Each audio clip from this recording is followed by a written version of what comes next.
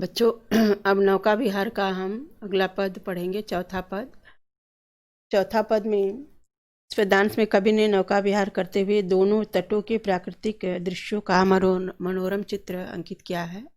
रे जब पहुंची चपला बीच धार, छिप गया चांदनी का कगार, दो बाहों से दुरस्त तीर धारा का कृष कोमल शरीर आलिंगन करने को अधीर। करे कि कवि कहते हैं कि जब पहुंची चपला, चपला मने नाव जब गंगा के बीच धारा में पहुंची तो छिप गया चांदनी का कगार, तो जो चांदनी के समान सफेद किनारा था गंगा का वो छिप गया। जब बीच धार में नाव पहुंची तो दो बाहों से दुरस्त तीर धारा कृष कोमल शरीर, जो तीर रूपी जो दोनों बाहें थे वो दूर होने के कारण दिखाई नहीं दे रहे थे, और धारा का कृष कोमल शरीर, और जो गंगा की धारा थी वो गंगा की धारा गंगा के कोमल शरीर के समान दुबली दिखाई देने लगी, जिसको आलिंगन करने को अधीर। जो गंगा का कोमल और दुबला शरीर था उसको देख करके कवि के मन में एक गंगा के प्रति युवती का भाव जागृत हुआ। दुबली पतली कोमल शरीर वाली युवती है और उसको आलिंगन करने के लिए अधीर हो गए, व्याकुल हो गए। अति दूर क्षितिज पर बिटप माल लगती भ्रू रेखा सी अराल, मने टेढ़ी होता है। अति दूर मने अत्यधिक दूर, क्षितिज पर, बिटप माल जो पेड़ों की पंक्तियां थी, जो पेड़ पंक्तिबद्ध थे, उनको देखने से ऐसा लगता था कि जैसे भ्रू रेखा सी अराल मने टेढ़ी रेखा धरती पर खिंच गई हो, और वो टेढ़ी मने जो पेड़ों की पंक्तियां थी क्षितिज पर जो पेड़ों की पंक्तियां थी वह धरती पर टेढ़ी रेखा के समान दिखाई दे रही थी, प्रतीत हो रही थी। और मानो ऐसा लग रहा था कि नीला नवनील नीला आकाश के जो नीले बड़े नेत्र हैं, विशाल मने बड़े, और नील नयन मने नीले नेत्र, आकाश के जो बड़े और नीले नेत्र हैं वो बड़े और नीले नेत्रों की ये तिरछी सी भौवें हैं। ये भ्रू रेखा सी अराल जो टेढ़ी रेखा थी वृक्ष के पंक्तियों की, वह ऐसा प्रतीत हो रहा था कि आकाश के नीले नेत्रों और विशाल नेत्रों की तिरछी सी भौवें हैं। माँ के उर पर शिशु सा समीप सोया, धारा में एक द्वीप उर्मिला प्रवाह को कर प्रतीप।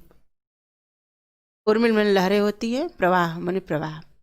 देखिए, माँ के उर पर शिशु सा समीप, जब वह दूर से देखे गंगा नौका विहार करते समय, जब वह नाव पर चढ़े हुए थे तो नाव पर बैठे बैठे उन्हें दूर से एक द्वीप दिखाई दिया, और वो द्वीप गंगा के धारा के बीच में था और वो सोया हुआ प्रतीत हो रहा था, और एक शिशु के समान था। शिशु सा समीप, वो शिशु के समान मने बच्चे के समान था, और लग रहा था कि जैसे माँ के उर पर मने गंगा रूपी माँ के हृदय पर एक छोटा सा शिशु रूपी द्वीप सोया हुआ है, और उर्मिल प्रवाह को कर प्रतीप। और उस द्वीप से जो गंगा की लहरें थी वो टकरा करके उल्टा चली आ रही थी।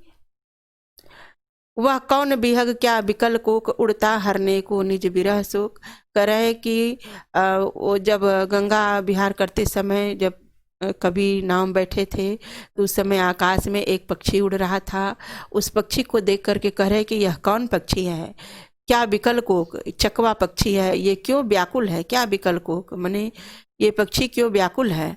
उड़ता हरने निज बिरह शोक, यो क्यों उड़ रहा है, अपने जो निज उसका जो बिरह शोक है उसको हरने के लिए उड़ रहा है।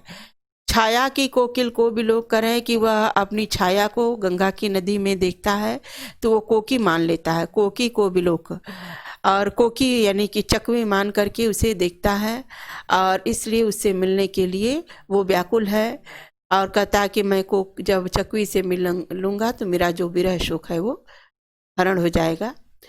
इस प्रकार से करता है। प्रस्तुत पदांश में कवि ने अपनी सूक्ष्म कल्पनाओं द्वारा द्वीप एवं पक्षी का वर्णन कर गंगा के सौंदर्य को अतिरंजित करने का प्रयास किया है। रस श्रृंगार है, संस्कृत निष्ठ खड़ी बोली है, प्रतीकात्मक शैली है। गंगा का मानवीकरण है। इसमें नाव का उसके गंगा के दोनों किनारों का भी मानवीकरण किया गया है। एक सुंदर पतली कोमल युवती के समान गंगा को बताया गया है। अब प्रश्न देखते हैं। प्रस्तुत पद्यांश में कवि एवं कविता का नाम लिखिए। प्रस्तुत पद्यांश में कवि का नाम है प्रकृति के सुकुमार कवि सुमित्रानंदन पंत। कविता का नाम नौका विहार।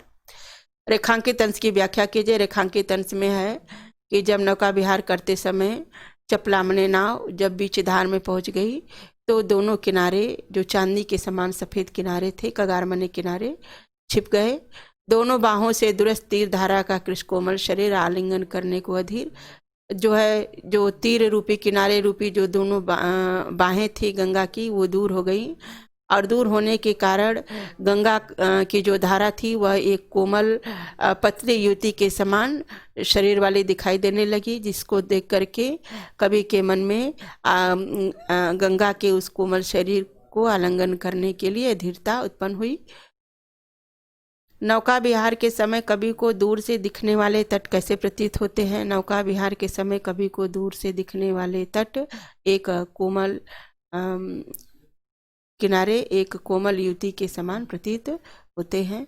कवि को वृक्षों को देखकर कैसा प्रतीत हुआ? कवि को वृक्षों को देखकर कैसा प्रतीत हुआ कि जैसे जो वृक्षों की जो पंक्तियां थी वह पंक्तियां धरती पर कोमल, वह पंक्तियां धरती पर टेढ़ी रेखा के समान दिखाई दे रही थी। धारा के बीच स्थित द्वीप कैसा दिखाई पड़ा था? धारा के बीच में स्थित द्वीप एक छोटे बालक के समान दिखाई पड़ रहा था और वह अपनी माँ की गोद में सोया हुआ दिख रहा था। माँ की गोद माने गंगा के पूर्व माने बीच धारा में एक छोटा सा बच्चा सोया हुआ हो, इस प्रकार से वो दिखाई दे रहा था। गुड मॉर्निंग बच्चों। अब जो है आज हम लोग अभी पढ़ेंगे नौका विहार का पांचवा पद में है पतवार घुमा अब प्रतनु भार। देखिए इसका हम प्रसंग देखते हैं कि चांदनी रात में नौका विहार करने के उपरांत अब नाव को विपरीत दिशा में मोड़ दिया गया और वापस लौटने लगे। गंगा की लहरों में प्रतिबिंबित चांद तारे कैसे लग रहे हैं और उस समय मन में कैसे विचार उत्पन्न हो रहे हैं, इसी का वर्णन इन पंक्तियों में किया गया है। देखिए पतवार घुमा अब प्रतनु भार। इसमें जब नाव गंगा की बीच धारा में पहुंच गई अथाह जल में, तो अथाह जल में होने के कारण नाव का भार कुछ कम हो गया, नाव के भार में कमी आ गई।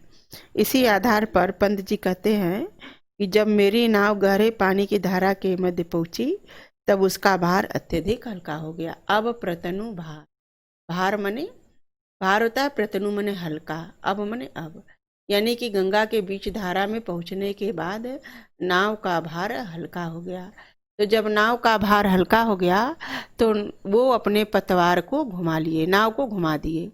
नाव जिस दिशा में घूम रही थी वो उस विपरीत दिशा में घुमा दिए धारा के। नौका घूमी विपरीत धार, नाव को घुमा दिए, उल्टा कर लिए वापस आने के लिए। नौका घूमी विपरीत धार मैंने धारा के विपरीत घूम गई। डाणों के चल कर तल पसार। जब नौका विपरीत धारा में चल रही थी, डाणों के चल, डाण माने पतवार, पतवारों को चला रहे थे, तो पतवार रूपी जो करतल वो हाथ है, पतवार रूपी हाथ जो पसार मने फैल गया। तो जब पतवार चल रहा था उसके हाथ फैले हुए थे, तो जल में, गंगा की जल में फेन स्फार मने फेनों का समूह भर भर जा रहा था। जब नाव चल रही थी, पतवार चल रहा था, तो पतवार रूपी हाथ के द्वारा फेनों का समूह भर भर जा रहा था और वो फेन जो है मुक्ता फल, मोती के फल के समान प्रतीत हो रहे थे देखने में। जो फेन में जो बूंदें थी वो बूंदें जो है मोती के फल के समान प्रतीत हो रही थी। और फिर करे कि मानो फेन कैसे लग रहे थे, बिखराती जल में तारहार।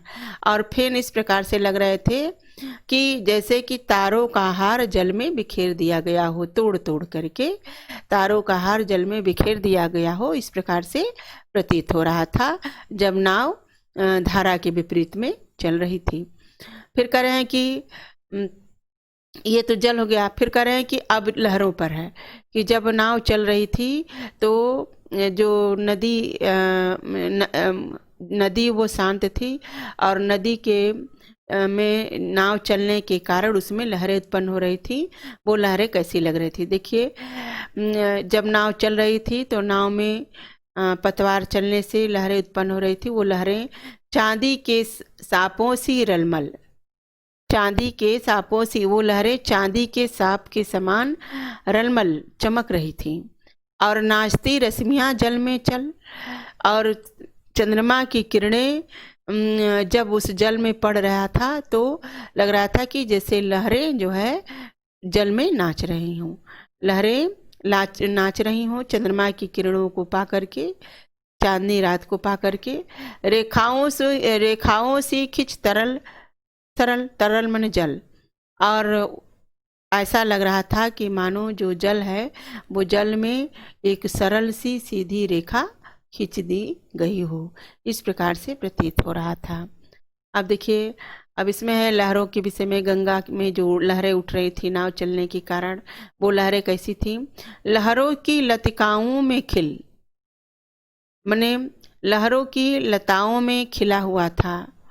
क्या खिला हुआ था, जल में फेनिल फैले फूले जल में फेनिल, यानी कि माने जो गंगा है, गंगा रूपी खेत में, गंगा के जल रूपी खेत में लताएं जो है, लहर रूपी लताएं फैले थे और फूले हुए थे। माने लहर रूपी लताएं खिले थे, फैले थे, फूले थे गंगा के जल रूपी खेत में। और उस गंगा के जल में सौ सौ शशि सौ सौ उडू झिलमिल, और गंगा के जल में जो चंद्रमा की छाया है वह एक चंद्रमा लहरों की जो समूह था, लहरों का जो समूह था उसमें एक चंद्रमा सौ सौ चंद्रमा दिख रहा था, और एक तारा सौ सौ तारे के रूप में झिलमिला रहे थे। चंद्रमा भी एक चंद्रमा सौ सौ चंद्रमा के रूप में झिलमिला रहा था, और तारे, उडू मने तारा होता है, उडू, और ये शशि मने चंद्रमा, और एक तारा जो है सौ सौ तारों के बराबर झिलमिला रहा था। किसमें, गंगा की लहर रूपी लतिकाओं में। अब देखिए, अब उथला सरता का प्रवाह लग्गी से ले सहज था। कह रहे हैं पंत कवि कह रहे हैं कि अब जो है वो किनारे पर आने वाले थे, अब नौका उनकी किनारे पर आ गई। अब उथला यानी कि अब जो है पानी कम हो गया, ऐसे स्थान में गहराई कम हुआ, ऐसे स्थान पे, उथला माने गहरा कम होना, ऐसे स्थान पे सरिता का प्रवाह माने नदी का प्रवाह है, वहां पर उनकी नौका आ गई। कम गहराई वाले प्रवाह में, नदी के कम गहराई वाले प्रवाह में उनकी नौका आ गई। अब वो नौका में लग्गी से ले सहज था। अब वो लग्गी को लेकर के गहराई की सहज नाप लेने लगे, अर्थात अनुमान लगाने लगे। सहज था माने अनुमान लगाना, लग्गी से उस गहराई का अनुमान लगाने लगे। हम बड़े घाट को सहजसा करें कि अब हम घाट की तरफ उत्साह के साथ बढ़ रहे हैं। अब देखिए, इसमें है काव्य सौंदर्य। कवि ने जल में उठने वाली प्रत्येक लहर में प्रतिबिंबित चाँद और तारे के रूप की अभिव्यक्ति अत्यंत कलात्मक एवं सौंदर्यपूर्ण शैली में की है। रस शांत है, कला पक्ष में संस्कृत निष्ठ खड़ी बोली है, शैली प्रतीकात्मक है, अलंकार जो है रूपक अलंकार है, और उसमें नदी का जो है मानवीकरण किया गया है, गुण प्रसाद है, नौका का मानवीकरण किया गया है, शब्द शक्ति अभिधा एवं लक्षणा है। बाकी बच्चों, हम नौका विहार का जो है छठे पद को पढ़ेंगे कि जो लगती है नाव पार, इस पद को पढ़ेंगे। देखिए इसका प्रसंग है। पंत जी ने नौका विहार कविता का दार्शनिक समापन करते हुए नौका विहार की तुलना जीवन से की है तथा गंगा की धारा की तुलना संसार से की है। गंगा की धारा की तुलना संसार से की है और जो है नौका विहार की तुलना जीवन से की है कि जिस प्रकार से नौका विहार करती है अर्थात मनुष्य का जीवन जो है इस संसार में विहार करता है तो संसार गंगा हुआ और मनुष्य का जीवन जो है वो नौका हुआ। देखिए इसमें क्या है कि अब कह रहे हैं कि जो जो लगती नाव पार। पंत जी कह रहे हैं कि जैसे जैसे मेरी नाव अब किनारे की तरफ आ गई, मने पार लगी, उर्मे आलोकित सत्य विचार, तो मेरे हृदय में सैकड़ों विचार प्रकाशित होने लगे। जैसे ही मेरी नाव किनारे की तरफ आ रही थी वैसे ही मेरे हृदय में अनेक मने सैकड़ों विचार प्रकाशित हो रहे थे। करे कि इस धारा से जग का क्रम शाश्वत, इस जीवन का उद्गम शाश्वत है, गति शाश्वत संगम। करे कि मुझे ऐसा प्रतीत हो रहा था कि जो गंगा की धारा है उस गंगा की धारा के समान इस जग का भी क्रम है। माने जो धारा का क्रम था वो जग का क्रम है। कहने का मतलब ये है कि गंगा की धारा में जो बूंद जैसे उस बूंद के पीछे वाली बूंद जो आगे वाली बूंद है वो आगे बढ़ती है और उसके पीछे वाली बूंद जो है उसके स्थान को धारण करती है। माने ये हमेशा क्रम धारा का चलता रहता है। उसी प्रकार से संसार में जीवन है, जीवन जो है उसी प्रकार से संसार का क्रम भी चलता है। एक जीवन आता है जाता है फिर दूसरा जीवन भी आ जाता है। उसी प्रकार से संसार का क्रम और गंगा की धारा दोनों एक समान है। शाश्वत इस जीवन का उद्गम शाश्वत है, गति शाश्वत संगम। कह रहे हैं कि धारा के समान जग का क्रम भी है। करे कि जीवन का उद्गम शाश्वत है, जीवन की उत्पत्ति शाश्वत है, उसी प्रकार से धारा का उद्गम भी शाश्वत है, गंगा की धारा का शाश्वत है गति, और गंगा के का प्रवाह भी शाश्वत है। उसी प्रकार से जो है जीवन की गति भी शाश्वत है और जीवन का संगम माने मृत्यु भी शाश्वत है। उसी प्रकार से गंगा की धारा का संगम भी शाश्वत है। देखिए इसमें शाश्वत इस जीवन का उद्गम, जीवन माने मनुष्य का जीवन का उत्पत्ति होता है, फिर उसकी गति, फिर उसका मृत्यु, ये तीनों क्या है शाश्वत है, गंगा की धारा के समान। शाश्वत नभ का नीला विकास, शाश्वत शशि का यह रजत हास, शाश्वत लघु लहरों का विलास। फिर कह रहे हैं कि क्या क्या शाश्वत है। शाश्वत नभ नीला विकास, ये जो नीला आकाश है इसका विस्तार, विकास माने विस्तार शाश्वत है। शाश्वत शशि का यह रजत हास, शशि माने चंद्रमा, शाश्वत है, निरंतर है। यह रजत हास यानी कि चांदनी, चंद्रमा की चांदनी भी शाश्वत है। रजत हास माने चांदी के समान हंसी अर्थात चांदनी, इसका चंद्रमा की चांदनी। शाश्वत लघु लहरों का विलास, और शाश्वत इस गंगा के लघु लहरों का क्रीड़ा भी शाश्वत है। करे कि हे जग जीवन के कर्णधार, हे जग जीवन को चलाने वाले, हे जग जीवन संसार रूपी जीवन के कर्णधार, संसार रूपी जीवन के नौका को पार लगाने वाले ईश्वर, कर्णधार माने ईश्वर, आप चिर हैं, शाश्वत हैं, आप जन्म और मरण से परे हैं। आर पार माने परे होना, माने इनकी जन्म होता है ना, इनका मृत्यु होता है, किसका, ईश्वर का। फिर भी कह रहे हैं कि शाश्वत जीवन नौका विहार। फिर करें लेकिन जो जीवन रूपी नौका विहार है वो शाश्वत है, अर्थात जग में जीवन आता और जाता रहता है, होता रहता है। करें कि मैं इस नौका विहार से मैं भूल गया अस्तित्व ज्ञान जीवन का यह शाश्वत प्रमाण। करे कि मैं तो अपने अस्तित्व ज्ञान को ही भूल गया था, यानी ईश्वर के ज्ञान को ही भूल गया था, लेकिन इस नौका विहार ने मुझे जीवन का यह शाश्वत प्रमाण दे दिया, अर्थात जीवन का उद्गम, जीवन की गति और जीवन का मृत्यु का प्रमाण मुझे दे दिया है। ये मैं नौका विहार से के उसके गंगा की धारा से सीखा हूँ। करता मुझको अमृतदान, ये प्रमाण दे करके मुझे अमरता प्रदान किया, अर्थात मुझे मृत्यु के भय से दूर कर दिया। अब देखिए इसका प्रश्न है कि उपर्युक्त पद्यांश के कवि एवं शीर्षक का नाम लिखिए। पद्यांश के कवि हैं प्रकृति सुमित्रानंदन पंत और शीर्षक है नौका विहार। जग का क्रम कैसा है? जग का क्रम गंगा की जल की धारा के समान है। इस पद्यांश के अनुसार क्या क्या तथ्य शाश्वत है? इस पद्यांश के अनुसार जो है कवि ने आकाश के विस्तार को, चंद्रमा की चांदी जैसे हंसी अर्थात चांदनी को, देखिए यहाँ से है शाश्वत नभ का नीला विकास। कवि ने कहा है कि नीले आकाश का विस्तार शाश्वत है, चंद्रमा की चांदनी शाश्वत है, गंगा की लघु लहरों का क्रीड़ा करना शाश्वत है, और जीवन का नौका विहार भी शाश्वत है। ईश्वर जीवन की गति में जन्म और मृत्यु का शाश्वत क्रम बनाए रखता है। अभी देखिए रजतहास और कर्णधार का क्या अर्थ है? रजतहास का मतलब चंद्रमा की चांदनी, और कर्णधार का मतलब कि संसार रूपी नौका को पार लगाने वाले ईश्वर हुआ। फिर रेखांकित अंशों की व्याख्या कीजिए। रेखांकित अंश में देखिए है दो है।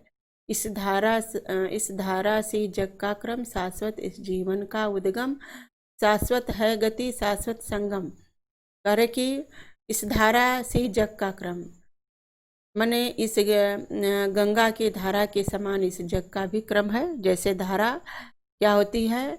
उद्गम, धारा का उद्गम होता है, धारा का प्रवाह होता है, फिर धारा जा करके समुद्र में मिल जाती है, उसका संगम हो जाता है। उसी प्रकार से मनुष्य का जीवन है। जीवन की उत्पत्ति होती है, फिर जीवन की गति चलती है, फिर अंत में उस जीवन की क्या होता है? संगम हो जाता है, यानी ईश्वर से संगम होता है, मृत्यु हो जाता है। और फिर इसके बाद हे जग जीवन के कर्णधार, हे जग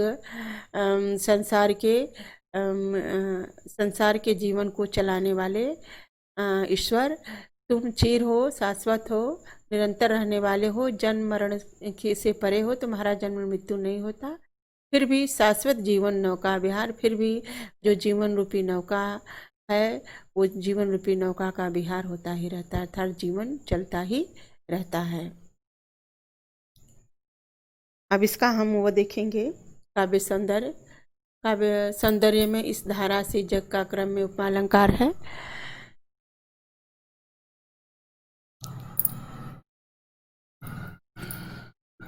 गुण प्रसाद है, और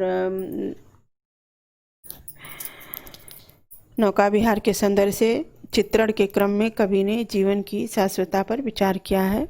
रस शांत है, सब शक्ति लक्षणा है,